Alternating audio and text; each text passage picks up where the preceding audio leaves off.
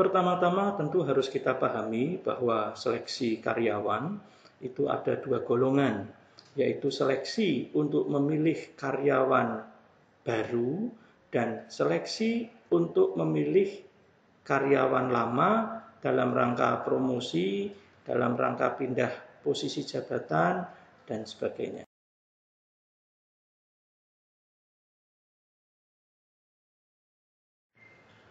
Memang yang selama ini populer atau banyak diketahui oleh masyarakat luas, seleksi hanyalah untuk memilih karyawan baru di antara para pelamar yang ada.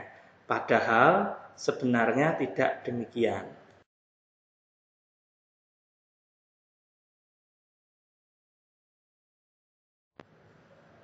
Seleksi itu juga berlaku untuk karyawan lama.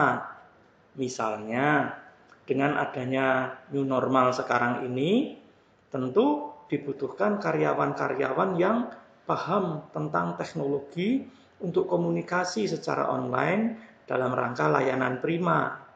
Maka dilakukanlah seleksi. Siapa saja karyawan yang dipandang tepat untuk menduduki jabatan itu, dan siapa saja karyawan yang harus dipindah ke posisi jabatan yang lain.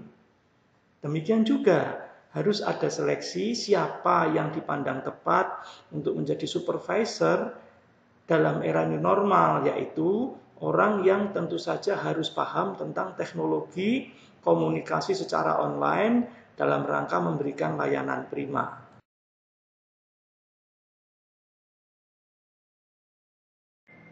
Dalam kerangka seleksi yang tipe kedua inilah, yaitu untuk karyawan lama, maka karyawan lama harus berlomba-lomba mengupgrade diri supaya memenangkan seleksi dengan cara belajar secara mandiri, menggunakan film edukasi, dengan dukungan dari keluarga.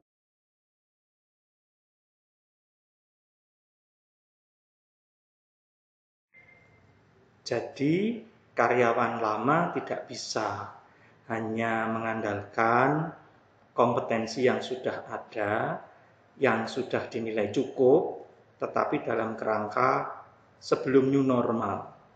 Sekarang ini new normal, kompetensi pun juga harus ditingkatkan. Kata kuncinya, teknologi komunikasi secara online untuk layanan prima. Dan untuk itu sekali lagi harus belajar di rumah secara mandiri dan jangan lupa daya dukung keluarga sangatlah penting.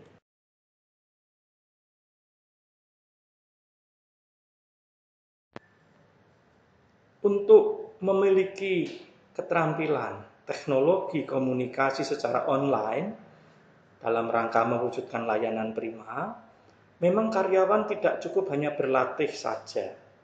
Memang perlu memiliki alat-alat pendukung, misalnya alat untuk merekam, karena memang latihan teknologi komunikasi secara online harus dilakukan di rumah, dibantu oleh istri atau oleh suaminya.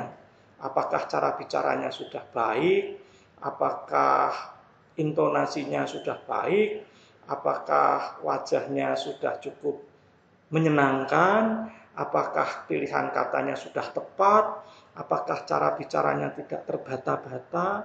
Itu semua harus dilatih, harus ada sarana, harus ada dukungan. Dan ini merupakan bagian dari upgrade diri supaya memenangkan seleksi.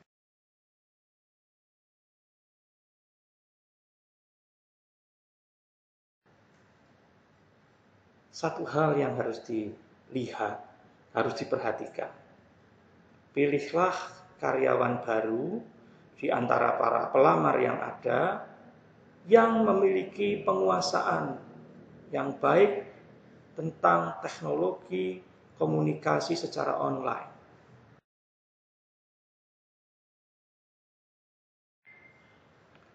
Metode yang digunakan untuk melakukan seleksi di antara para pelamar kerja dalam rangka penerimaan karyawan baru dilakukan dengan cara yang praktis, yaitu para pelamar diwawancara menggunakan teknologi komunikasi online. Bisa dengan Zoom, bisa dengan Google Meet atau yang lain. Dengan demikian, akan dapat diketahui secara praktis, secara langsung, apakah si pelamar ini memiliki bakat untuk melakukan komunikasi secara online dengan menggunakan teknologi, atau minimal dia mempunyai hobi, atau setidaknya dia berminat. Jadi apabila dia kelihatan terbata-bata, atau tidak bisa melakukan presentasi dengan lancar, ya sudah, jangan diterima.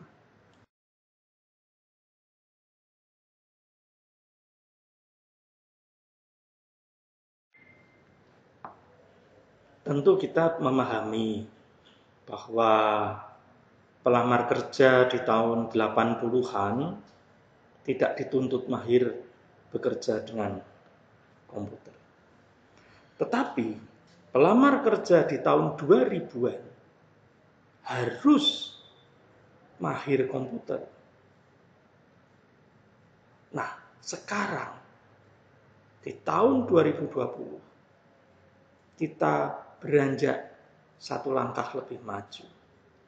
Kita mau tidak mau harus melihat, menggunakan kemampuan pelamar kerja dalam melakukan komunikasi secara online dengan menggunakan teknologi untuk layanan prima sebagai hal yang sangat penting.